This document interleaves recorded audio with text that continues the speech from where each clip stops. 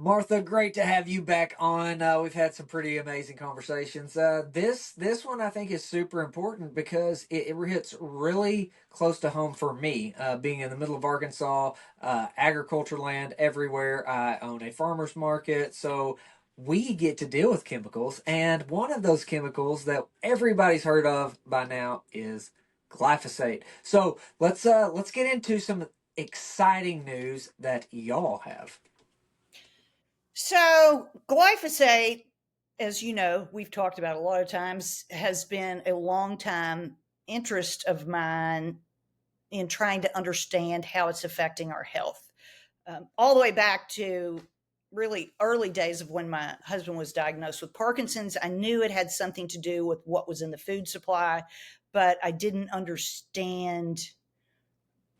I just didn't understand the chemistry and the biochemistry and all of that way back then. So I've come a long way since then, but um, and was really looking for, okay, well, how do we solve this problem? We're exposed to glyphosate everywhere.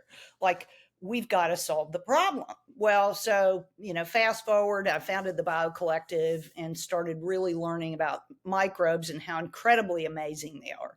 Like, you think of a function that you need, and there's a microbe that already has that ability. I mean, they're amazing. They can make just about anything, and they can break just about anything down. Even the microplastics we're talking about can be broken down. So I started working with my team when we, even really before we were bringing products to market on the probiotic side, but we started looking at microbes that could, the good microbes like lactobacillus and bifidobacteria, that were potentially resistant to glyphosate and could possibly break it down. Now, there's a lot of microbes that can partially break it down, but when they do that, they produce something called AMPA that is actually even more toxic to the brain. So you want to break it all the way down. And so we found that our Lactobacillus plantarum, that we now put in all of our probiotics, was able to break it down using something called the third pathway, which breaks it down to, hope I get this right, carbon, phosphate, and water.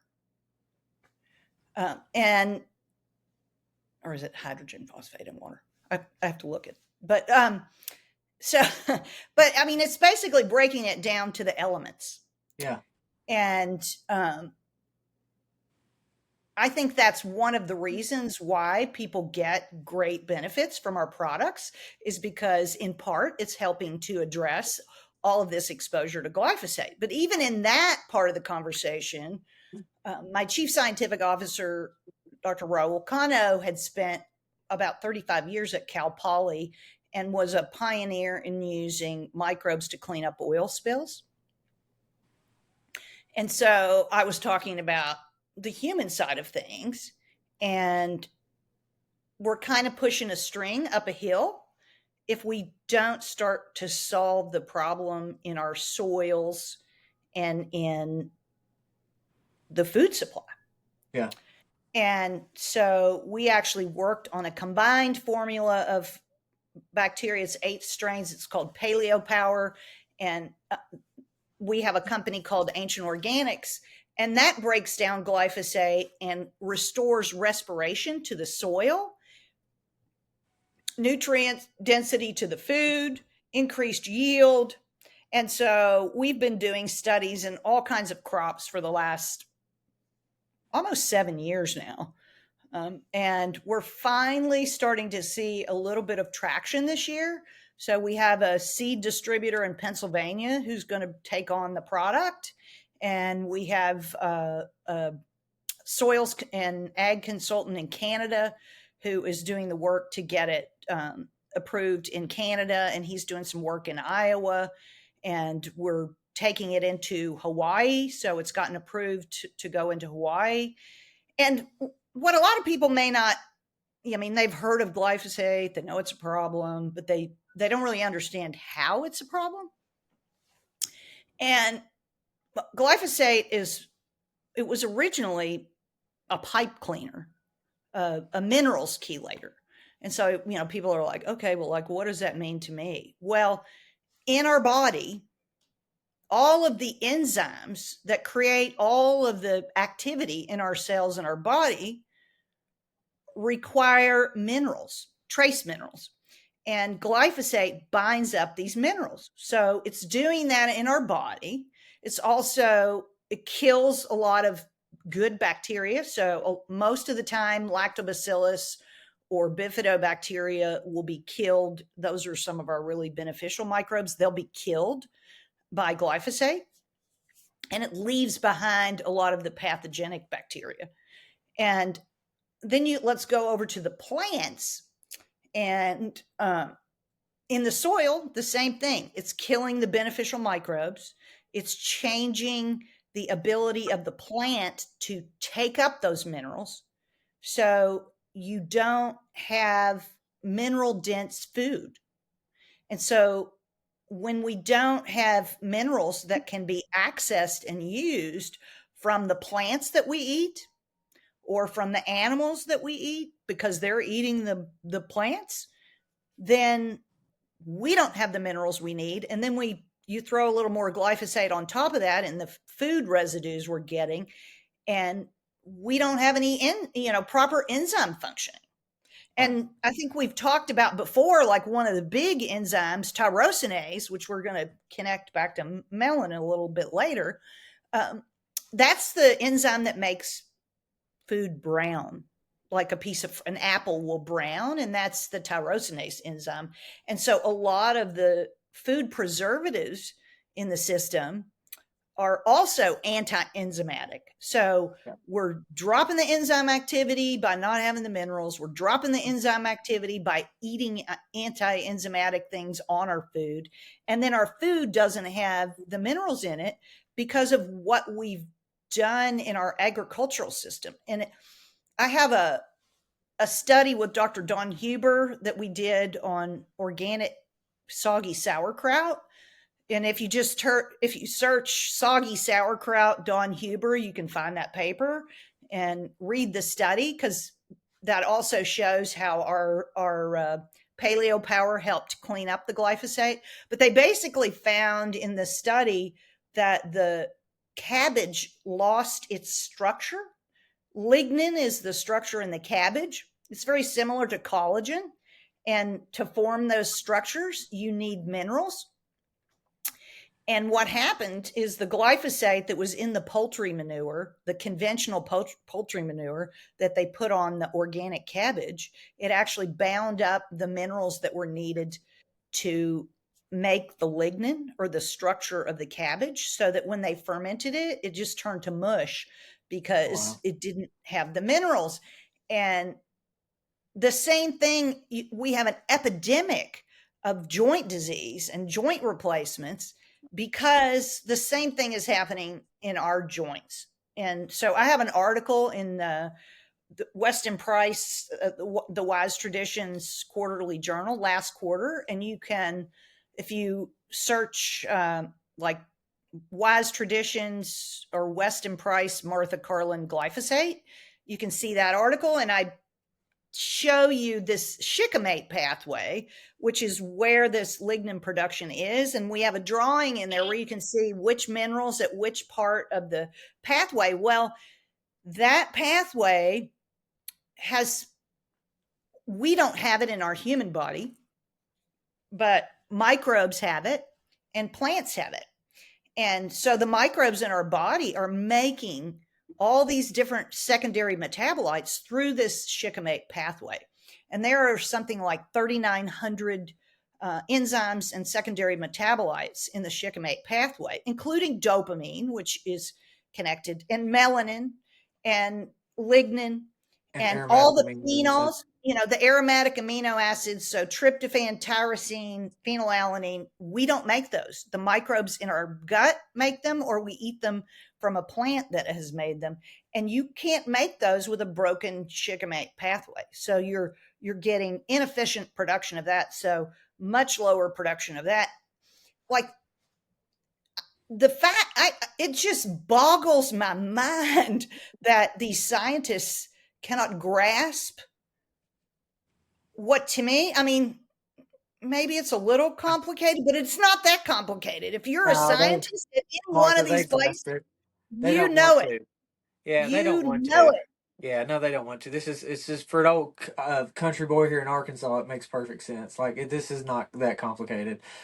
So let's go into that, right? So what you just laid out was that let's just call it metabolic dysfunction or a lack of energy based off of not having enough minerals because they're being bound up not only in the ground and not in the food, right? We're destroying all Right. that. We're destroying the microbes that produce all of these metabolites, including enzymes, aromatic amino acids, all these things. And so that ties into what is one of my favorite topics is the body's inability to use light, right? Like this is such a big piece. And so, the first time that Jack Cruz was on the podcast, I went directly from ending that podcast to Morley, right? No, not even a break. And so mine was like super just boggled, right? But what Morley did, just because it was coming right out of Jack, I'm asking him some questions, right? And Morley laid out really important process that I did not realize, right? So like PAM enzyme, copper dependent enzyme, then POMC, right? Then we have melanin production through melanogenesis, right? So melanocytes, and they produce all these things, and copper and tyrosine, tyrosinase, all of these things are involved in that. And so that process in of itself is completely disrupted by glyphosate, right? And we know how important melanin is. So you take the floor on that. I am so excited to hear what you're learning on melanin. Well, let me back up just for 1 second on a comment that Morley made to me several years ago. Copper has a magnetic attraction to sunlight. So copper is a really critical enzyme. I mean, sorry, mineral for some of the key enzymes, energy producing enzymes in the body. And copper has a unique ability to alter its redox state. And um, it is chelated by glyphosate orders of magnitude, like logarithmically above other minerals. But we've had glyphosate in the environment for so long now, it's gone way beyond copper. Yeah. But I'm going to equate melanin here to, if anybody heard last week about the new quantum chip, uh, Majorana from uh, Microsoft that was announced last Friday, this quantum chip that is called a topological chip. Well, there's something called, so a topological chip is where it's like the energy runs efficiently. It's they're making it out of aluminum, and I forget what the other metal is, but melanin is essentially a topological chip in the human body, a quantum chip. And it runs probably most efficiently with a conductor like copper. Um, but melanin also picks up heavy metals. So it picks up heavy metals, which we know we have a lot of heavy metal pollution in the food supply and in the air and water now. And so when you pick up all these other metals, then the chip doesn't operate as well. So there's something called doping when you make chips, and I'm not talking about chips that you eat. I'm talking about computer chips. When you make those chips, if you look up doping, they dope the chip with different metals for different speed and efficiency. And copper doping happens to be one of the metals that is used quite a bit in doping a chip. And so I actually spent a little bit of time going back and forth with Chat GPT about my concept of melanin as the human quantum chip and all this interference that's going on. And because I have a lot of conversations with it about glyphosate, it came in and was listing off like all the ways that glyphosate is affecting our quantum chip. And then if you go back, let's jump back over to Jack. And I've written him a couple times. He's never responded back to me. But when he did that Huberman podcast, I wrote him and I was like, this is great, blah, blah, blah, blah, blah. But you're missing copper because he talks about POMC, but POMC is a PAM dependent enzyme. And PAM is peptidoglycine alpha amidating monooxygenase. The PAM enzyme is required to activate about 50% of the hormones and neurotransmitters in the human body. So that whole hormone hierarchy of oxytocin, your sex hormones, thyroid hormone, like all of those are in this cascade that is affected by the PAM enzyme. And you don't have a working PAM enzyme without copper and zinc.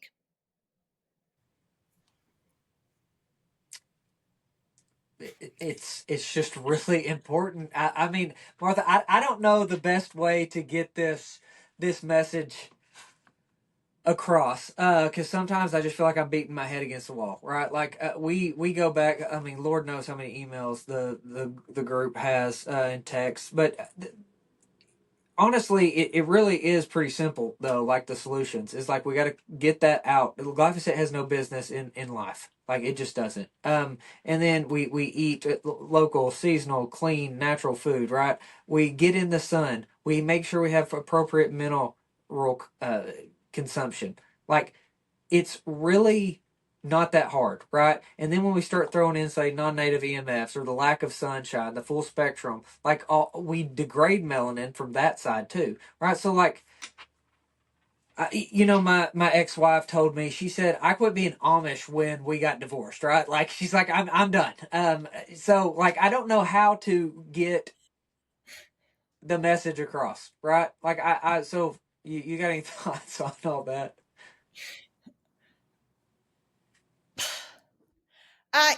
It's interesting to me because as I started this company 10 years ago. I started the probiotics back in really late 2021, 2022. And I started to see this emerging, quote, biohacker industry. And when I look at that now, because I interact with a lot of biohacker people. We have a lot of customers who are biohackers, but as I'm starting to kind of peel back these layers and see all this interconnectedness, that a lot of that is so complicated. And people are spending all this time trying to figure out all this complicated stuff, And money. and a countertop full of supplements that are often like very high doses, swinging metabolism from one place to the other. And I'm as guilty as anybody in looking at all of that and trying to solve my husband John's problems and actually learning from him and what happened when he was taking a high, salt-based electrolytes or different things that,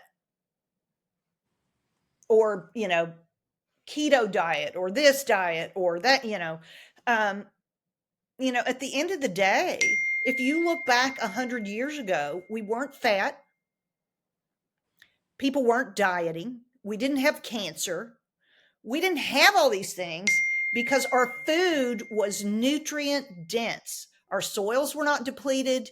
They were not hit with glyphosate. See, my ringer's going off because it's saying right, right, right. and and it is difficult to get a nutrient dense diet, but like Weston Price, he was talking about that 75 years ago or 60 years ago. And the importance of nutrient dense food and nutrition. Actually, nutrition and a healthy microbiome are, you know, the foundation of it all.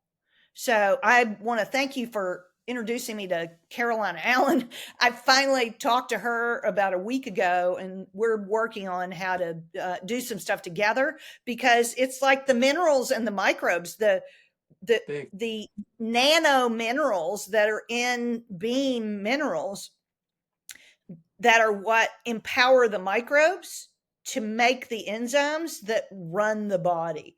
And so I think, you know, this power of you know, the right microbes and the right minerals and nutrient dense food. And that's also why some people can heal themselves with, like, kefir. I mean, I'm in the middle of doing a Parkinson's documentary, and there's a gentleman in Australia, and this isn't the only thing he did. His wife is a homeopath, and he's gone from stage 5 Parkinson's in a wheelchair where he couldn't do anything to stage 1. And one of the things is goat kefir. And you know what you get in goat kefir? You get a really diverse population of microbes and a crazy amount of enzymes that those microbes are making from the minerals in the milk, because they eat a lot of weeds and stuff. They actually have a much higher mineral content in their milk. And if you've ever had a really good kefir, it's very fizzy. So it has, that's a sign of enzyme activity. And, you know, we've talked a little bit about Barry and his nanobubbles. I mean, that's what a good fermentation has, is full of nanobubbles that are carrying the goodies around. Yeah. They're moving, you know, they're the transportation system. They're the, you know, the air transport. So, Martha, what do you think then about the humic and fulvic complexes, and why do you think that that may be such a good combination? Because like I have a ton of people on sugar shift and bean minerals, right? Like that's a regular combination that people get here. So why are you coming to the conclusion that there's some excitement potentially about this? Because I think, as I've really started to look at it and to listen a little bit more to some of Carolyn's stuff, it just kind of clicked for me as like, so microbes make nano size molecules. And, you know, the deep ground minerals, humic and fulvic, are these nano sized minerals, so they can move and transport and, you know, bind to toxins and pull them out, or, you know, attach. A microbe can use them and make the enzymes it needs, or a cell, it can, you know, they're like an ionophore. They can go into the cell and take the material into the cell that it needs to make the energy. And, you know, when you look at a lot of the, you know, individual minerals, or you're often mega dosing. So I do, like, on the magnesium side, I take also have an Australian ancient lakes, I think it's called. That's a magnesium potassium. It's a mixture from an ancient seabed in Australia. And I do have some magnesium. It's another liquid. It's called Remag, because magnesium is required for about 3,000 of our enzymes. Yeah. And, you know, we used to get that in our water, but, you know, our water is also, you know, it's depleted, of Garbage. course. And I have reverse osmosis water, so I have to put it back. So I put those back. But I think the key is these, the nano size minerals and their ability to move around where they're needed and when they're needed. Yeah. Well, and another component of all that is within the humic, it acts as a detoxification. And so I Yep. think that that is another angle that is really important. So, like with the sugar shift, and then because of the is it Lactobacillus plantarum, Yep. and the humic, you're getting rid of so much junk just by taking those two products. I think that that's really important. And when uh, I don't, first of all, people don't realize how much our food is trash and then how much our water is. And so, like, I don't think very many people realize to the degree at which we're being poisoned. And then, of course, I'm going to go out on the just super conspiracy trail, right? Like, and they're spraying this crap all over us from the skies. Like, it is absolutely incredible. So, like, we have to figure out detoxification um, because it's a massive, massive problem. And I think that this is where the Parkinson's or cancer or whatever we're going to be talking about, it's so complex, right? And then we can't be so myopic to think it's only one thing. It's not only melanin degradation, right? It's not only a lack of minerals. It's this combination. It's the exposure. It's the lifestyle. There's so much going on, and I think that that's becoming more and more evident. But like, we're never going to be healthy while we're simultaneously being poisoned. Right. It is. So, well, two other things I want to sort of add to that. I had a conversation yesterday with a woman who founded a company called Good Fight, Phyte, and I Yeah. think you should have her on. Um, and she has a phytase enzyme product, and in a seed, the minerals are locked up inside a seed. You need the enzyme phytase to break up the phytate and get to the minerals. And she's having some great results too with people with Crohn's and a number of autoimmune things, which again, I think part of the problem with vegetarians is they're eating a lot of food that is high in phytate where the minerals are bound up, but they don't have phytase, enough phytase to break it down. Now, there are microbes that make phytase, like Bacillus subtilis makes phytase. So we have a Bacillus subtilis in a lot of our formulas also, and so that may also be helping access to the minerals. But like a vegetarian who might be, I think she said, eating 2,200 grams or something of carbohydrates that have the minerals basically bound up in the phytate. If they're not getting a 1-to-1 ratio of phytase, they're not accessing the nutrients. They're basically, nutrient starved, which then is going to go back to the other thing that I sent you a note about this morning.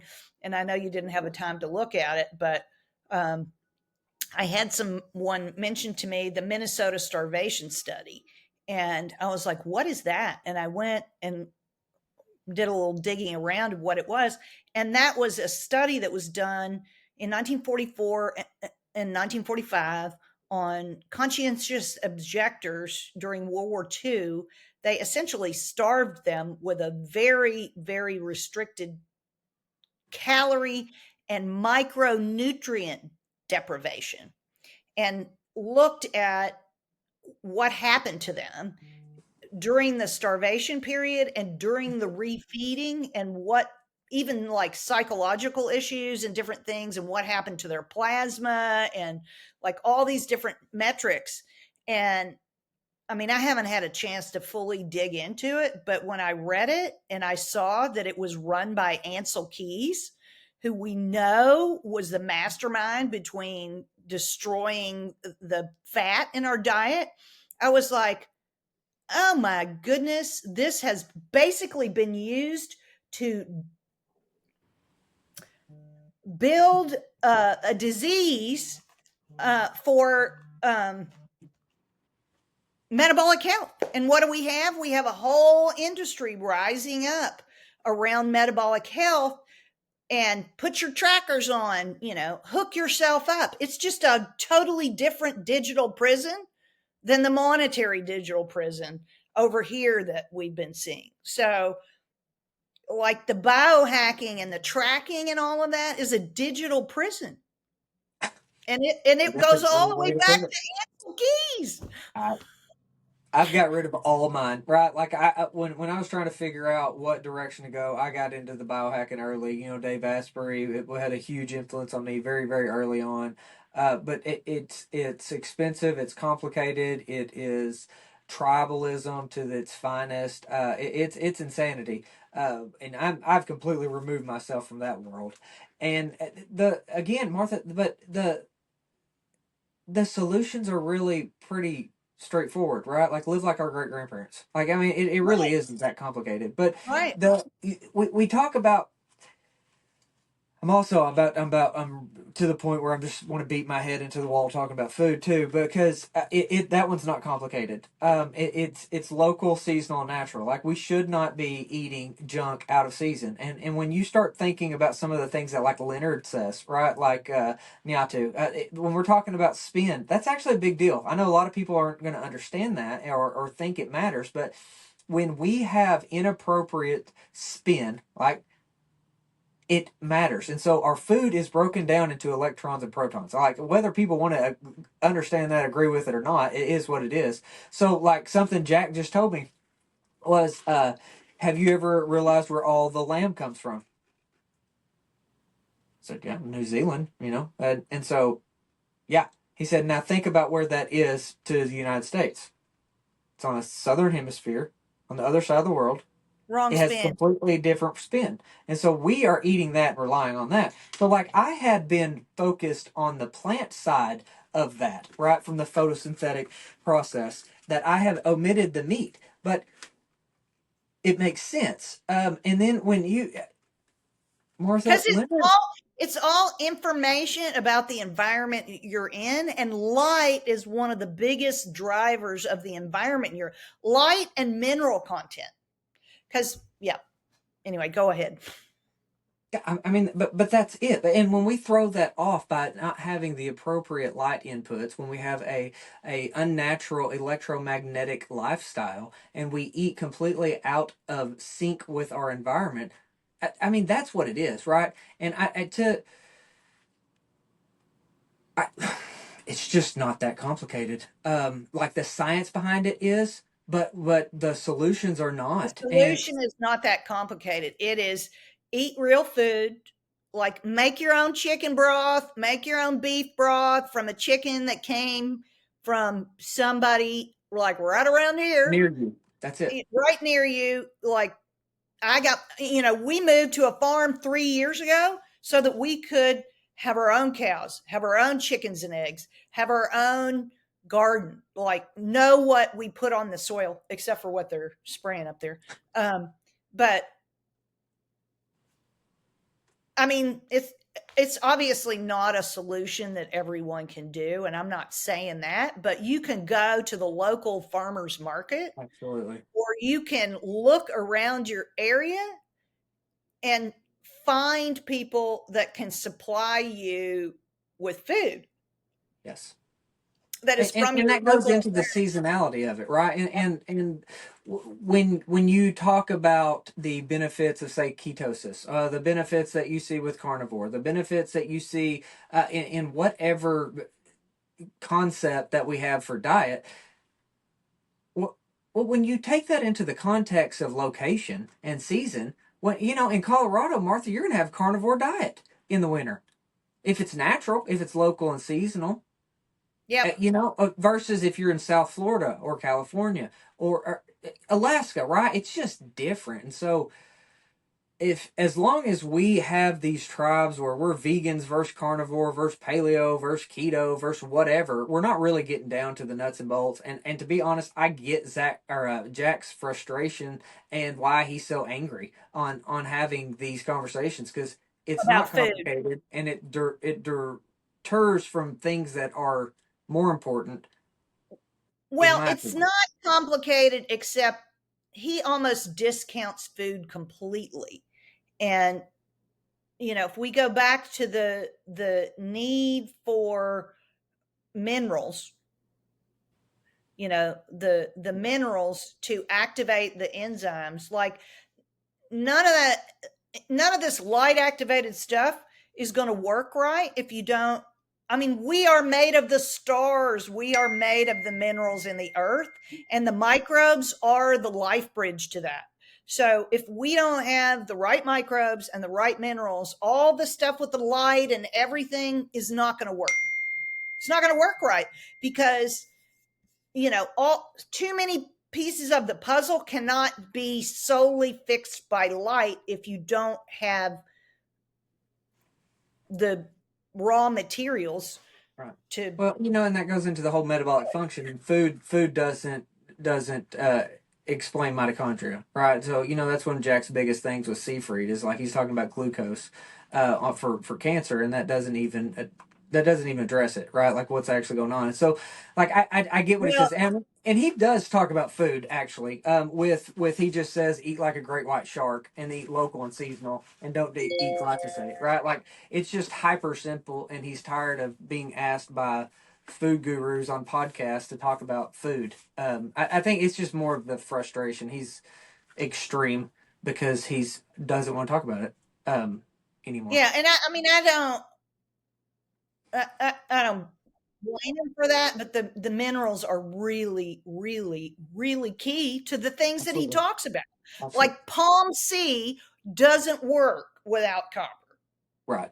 And one thing that he has pointed out numerous times was the twin study, where one was in NASA in the space station, one was on Earth. The one in the space had the copper knocked off with methylation, right? And then and it just completely changes the whole epigenetics of the person based on the environment, like the space station versus being on Earth. And I think it's super fascinating. And then, um, when you throw in, and because he was a dentist, right? He was a dentist, oral surgeon prior to being a brain surgeon. But when he goes into discussing fluoride, he gets into minerals quite a bit. It's really there's some very obscure podcasts, right? Like he doesn't hardly do big ones ever. All right, it's all little ones. I guess that's why he's been on mine so many times. But the he when you see the negatives of fluoride, it almost highlights the positive when he's discussing like an iodine. And so, I mean, this isn't. I'm not sitting here just trying to take up Well, for it's Jack. it's, It's just, it's unpaired electrons. It's unpaired electrons,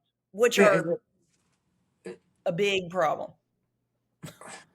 it's a huge problem. I mean, it's a huge Yeah. problem. So the all of it, all of it matters, and all of us are in different stages of that journey too, on understanding and where we come in. And food is the easiest first place. It's the first question I asked the oncologist when Lander was diagnosed. What do I feed him? Yeah, right? Like, I mean, it's just part of it. And so, And they don't know because they don't know anything about food. They don't know anything about food. no, It's they crazy. they don't. But I'll tell you that the electromagnetic aspect of all of this to me is foundational, and it goes into everything that we're talking about with light and magnetism. So, speaking of light, and I won't go into electromagnetics, but we were having a phone call like 2 weeks ago with Dr. Hans Vink. So Yes. he's the glycocalyx. I don't know if you've had him on, but Not you yet. should We're have. working on Um, but I'll send you the transcript because he was describing his research and the work he had done. So he has actually imaged red blood cells traveling through the capillaries in real time in a living system. And he made a comment about like what they were doing in order to take the images was like shining a light on the, they had to shine a light. And I think Petra actually asked him it. what spectrum the light was, but I don't think we got a clear answer on that. But he talked about the change in the behavior of the red blood cells after the light was removed. So, and like happened in terms of like them coming together and like I'd have to pull it up and pull out the notes, but there was something really important in that little piece of what he said, and it was a 2-hour conversation. So, but and that was at the beginning. But Petra and I are like, what? Like, what Yeah. spectrum was the Yeah, light? go back. Yeah, go back to that. Yeah, because it's DC current, right? Like, so Right. we know that, which I don't understand how everybody doesn't know this. Seems groundbreaking to me. Becker wrote about it in the 70s that stem cells can dedifferentiate to, or red blood cells can dedifferentiate into stem cells, right? And this is all on the DC current. So when you're talking about the light, that is electromagnetism, right? Light is both So spectrum. in the Becker book, he talks about, he's talking about the frog blood cells and that like humans don't do that, but they do. So but they do it a different way. So back to I don't know if I talked about this I said it to you before we got on, but so red blood cells that are made in our bone marrow are called steady state. And then when we're under stress, which Lord knows we're all under stress now, um, we make stress erythrocytes. Have you ever heard of a stress erythrocyte? Stress erythrocytes are made in a bolus all at once by the liver and the spleen. And they are like fetal red blood cells. And those are not different, they're not fully differentiated. And I think like one of the things I had been looking at in Parkinson's related to John was um, de-differentiation, and that the problem is so you get a de-differentiation when he had the Becker talks about like light emission from injury or whatever, but you get this de-differentiation, or in humans you would get a stress bolus of stress erythrocytes, but because you're under constant stress you're constantly making these de-differentiated cells, and so they're not able to flip the switch back to differentiate into something. Okay, so do you have Roland Van Wyck's book?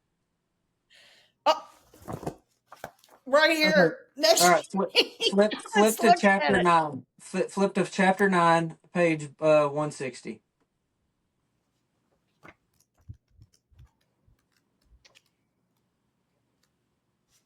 Yes, this is the chapter that I have the most notes on Yep. of So all. So that's This. super important, right? And the other piece to all this that we need to really kind of break down and understand later is going to be hemoglobin, right? And so like what spectrum are lights going on? Because if that was the green spectrum, something that Tom Seeger's talked about quite a bit. He's got a new product, My Green Lamp, for migraines and things. He's the only one that I can really find using green, other than Dr. Weber out of Germany, that's using photobiomodulation to treat cancer. It's super cool stuff, right? So like we don't know what the spectrums even do yet, but hemoglobin, right, is going to be almost the equivalent to chlorophyll, right? It's like chlorophyll. It's So like like chlorophyll. the what you just said about Hans is fascinating based on the light when you take into consideration that.